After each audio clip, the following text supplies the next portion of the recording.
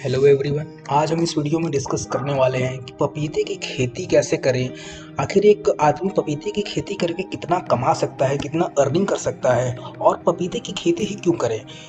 इसके अलावा हम टेक्निकल बातों पे भी चर्चा करने वाले हैं, जैसे किस एरिया में पपीते के पौधे को लगाएं, कौन सा एरिया सबसे अनुकूल रहेगा, किस वैरायटी का चुनाव करें, इसकी नर्सरी किस प्रकार से तैयार करनी है, कौन सा सीजन इसके लिए सबसे अच्छा है, न्यूट्रिशन पपीते की पौधे को क्या चाहिए और किस तरीके से इसे न्यूट्रिशन चाहिए, फर्टिलाइज़र उर्वरकों की आवश्यकता है, डिजीजेस इसे क्या क्या रोग लग सकती हैं, उस रोगों का कैसे निवारण करें, इरिगेशन सिंचाई पद्धति किस प्रकार से करनी है, क्या टाइमिंग पे करनी है, कितने कितने अंतराल पे करनी है, और इनसे जुड़ी हुई सभी बातों पे आज हम डिस्कशन करने वाले हैं इस वीडियो में। तो प्लीज़ इस वीडियो को आप लास्ट तक देखिएगा, इसे स्किप मत कीजिएगा, क्योंकि अगर आप इस वीडियो को स्किप कर देंगे, आगे आगे बढ़ा कर देखेंगे तो आपको अच्छे से समझ में नहीं आएगा और आपको बाद में दिक्कत हो सकती है, आपकी फसल को नुकसान पहुंच सकता है।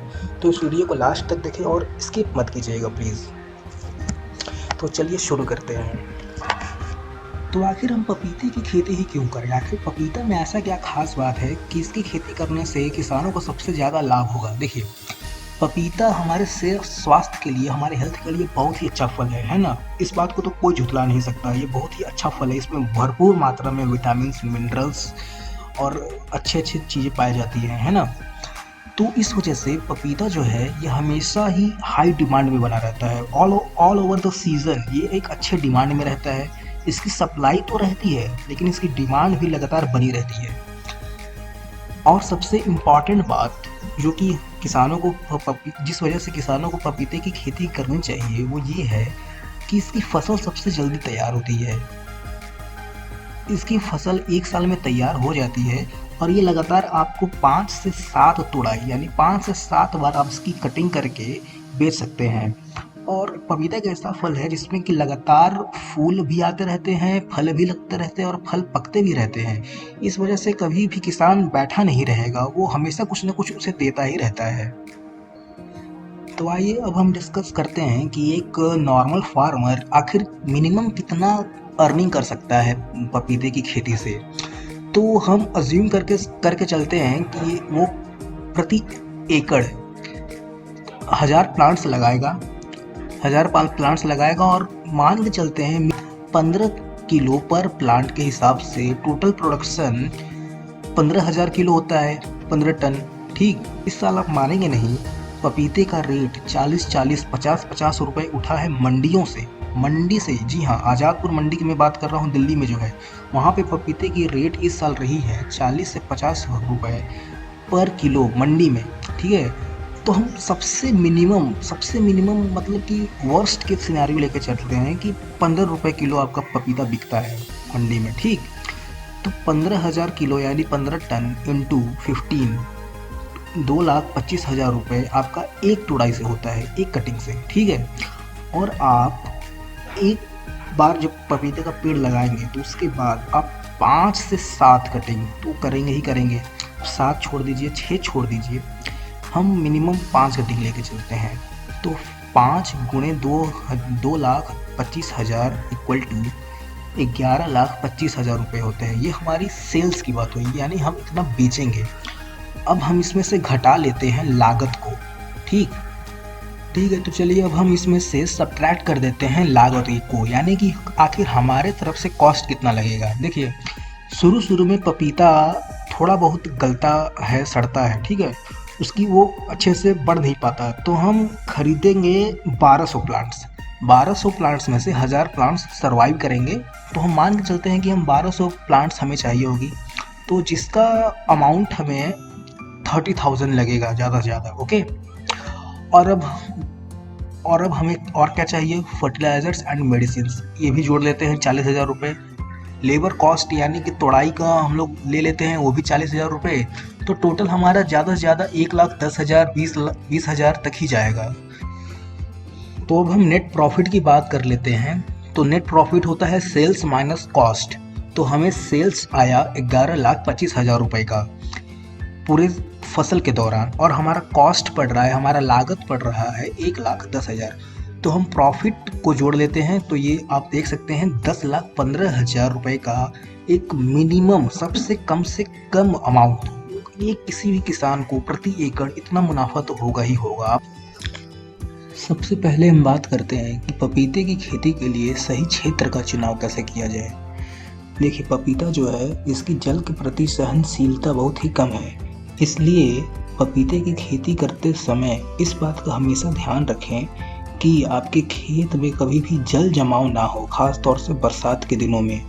यदि जल जमाव होगा तो पपीते की तना और नीचे जो जड़ है उसमें जड़ सड़न और तना सड़न जैसे रोगों का आपको सामना करना पड़ सकता है। दूसरी ध्यान देने वाली बात यह है कि पपीते की फसल ठंडी की ऋतु में पाला से बचाना है, तो ऐसे क्षेत्र जहाँ पर पाला बहुत ज़्यादा पड़ता हो वो क्षेत्र पपीते की खेती के लिए बहुत ज़्यादा अनुकूल नहीं है। हालांकि खेती ऐसे क्षेत्रों में भी की जा सकती है, पर उपज उतना अच्छा नहीं मिलेगा। अब हम बात करते हैं कि पपीता की खेती के लिए सही वैरायटी का चुनाव किस प्रकार से किया जाए। कौन सा वैरायटी पपीता की खेती के लिए सबसे उचित रहेगा। देखिए, पपीता की खेती में मुख्यतर दो प्रजाति होती हैं, एक द्विलिंगी और एक उभयलिंगी। द्विलिंगी वो हुआ जिसमें नर और मादा दोनों हुए, यानी कि दो लिंग है, और उभयलिंगी वो हुआ जिसमें कि कुछ उभयलिंगी होंगे और बाकी सारे मादा पौधे होंगे। द्विलिंगी प्रजाति में 100 पौधों पर 5 नर और 95 पौधे चाहिए ताकि परागण हो सके, जबकि उभयलिंगी प्रजाति में आपको ऐसा कुछ नहीं करना है। सभी उभयलिंगी होंगे जिसके कारण आपको सभी पेड़ों से फल मिलेंगे। द्विलिंगी प्रजाति में अच्छी वैरायटी है पूसा ड्वार्फ, पूसा नन्हा, और उभयलिंगी प्रजाति में अच्छी वैरायटी है ताइवान रेड लेडी, अर्का प्रभात, अर्का सूर्य, सिंटा। मेरे हिसाब से उभयलिंगी प्रजाति सबसे उपयुक्त होगा पपीता की खेती के लिए, क्योंकि इनमें आपको चुनाव करने की आवश्यकता नहीं है नर और मादा पौधों के बीच, और इसमें किसकी फसल सबसे अच्छी होती है। इसलिए उभयलिंगी प्रजाति का ही आप चुनाव करें पपीते की खेती के लिए। देखिए, मेरे हिसाब से ताइवान रेड लेडी 786 सबसे उपयुक्त वैरायटी है पपीता की खेती के लिए। आप इसका फोटो देख सकते हैं, कितना अच्छा फलवार हुआ है रेड लेडी का।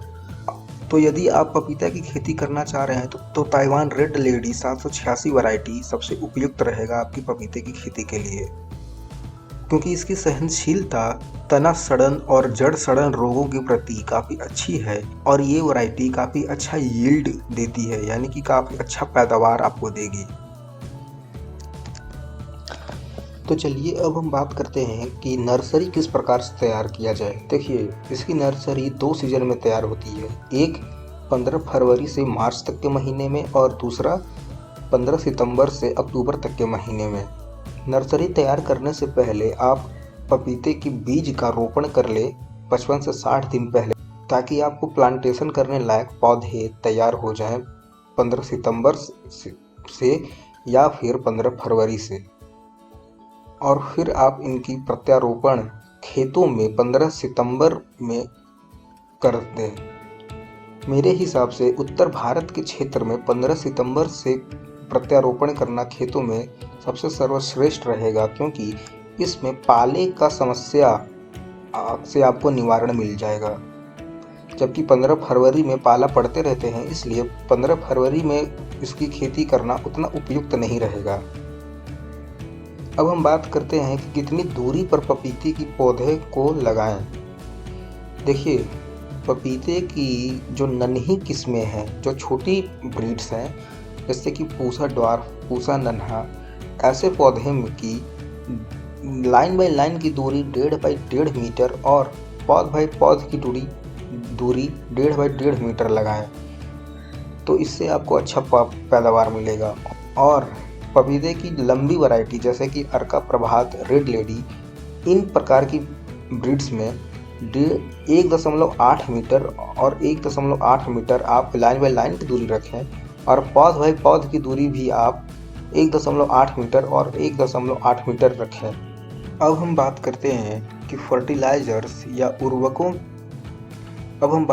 कि फर्टिलाइजर्स और उर्वरक कैसे देना है पपीते की खेती में।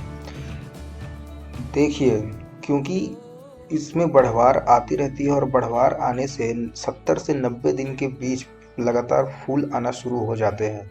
इसके बाद फूल के आने का क्रम 4 से 5 महीने तक लगातार बना रहता है, पर शर्त है कि तापमान बहुत ज़्यादा कम ना हो जाए। हमें पौध लगाने से पहले 15 से 20 किलोग्राम सड़ी गोबर की खाद प्रत्येक गड्ढे में मिलाना है।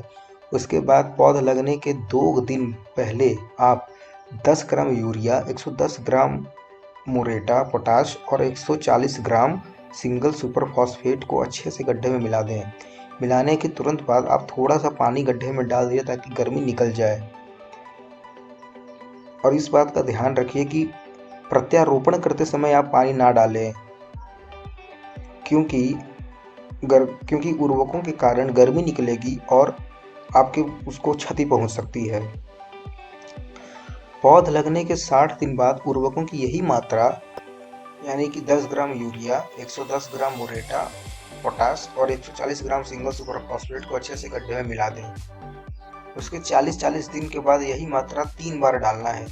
जिंक और बोरॉन जैसे सूक्ष्म पोषक तत्वों की आवश्यकता पपीते की खेती में चाहिए होती है। इसके लिए आप सूक्ष्म पोषक तत्वों की तरल रूप में पपीते के पौधे में डालते रहिए समय समय पर। अब हम बात करते हैं कि तना सड़न या जड़ सड़न रोग से कैसे पपीते को बचाएं, क्योंकि यही रोग मुख्यतः पपीते की खेती में लगते हैं। तो देखिए, उसके लिए कॉपर ऑक्सीक्लोराइड का पेस्ट बना ले और इसका लेपन अच्छे से जड़ के पास या निचले तना के पास करें।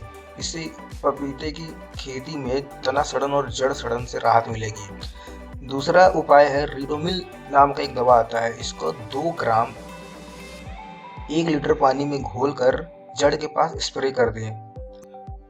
और दूसरे प्रकार के फफूंद रोगों से बचाव करने के लिए नीम की तेल जो होती है ना, उसको शैम्पू में मिला ले, क्योंकि अगर आप पानी में डायरेक्ट मिलाएंगे तो नीम जो का तेल है वो मिलेगा नहीं। इसलिए शैम्पू की मदद से नीम के तेल को पानी में मिलाएं और उसका स्प्रे करें जड़ के पास में।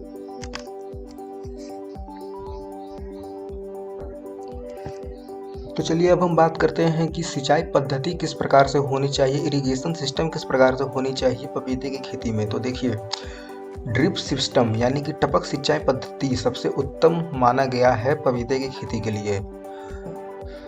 दूसरा है चैनल सिस्टम। इसमें क्या होता है कि पपीते की जो लाइन है ना, उसमें चैनल बना देते हैं और उसी चैनल में नाली की तरह पानी को छोड़ते हैं। उससे ये होता है कि सभी पेड़ों में पानी बराबर जाती है, लेकिन इससे पानी की काफ़ी बर्बादी होती है और इसलिए टपक सिंचाई जो है, टपक सिंचाई पद्धति, ये सबसे उत्तम है। तो आशा करता हूँ कि आप सभी को मेरे द्वारा दी गई इन्फॉर्मेशन काफ़ी पसंद आई होगी। तो मेरे दी गई इन्फॉर्मेशन को आप अपने ध्यान में रखें और इसी प्रकार से पपीते की खेती करें तो आपको काफ़ी अच्छा फलवार मिलेगा और आपकी आमदनी काफ़ी अच्छी होगी। तो अगर आपको वीडियो पसंद आया हो तो please like, share and subscribe कर दें और कमेंट ज़रूर करें कि आपको ये वीडियो अच्छा लगा या नहीं। और आपकी तरफ से कुछ सुझाव हो तो ज़रूर दीजिए हमें कमेंट सेक्शन में। धन्यवाद।